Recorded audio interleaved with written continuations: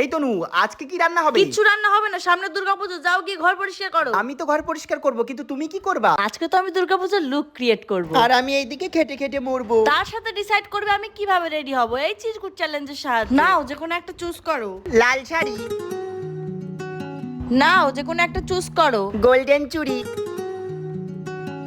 এবার মেকআপ করার পালা। নাও যে কোনো একটা চুজ করো।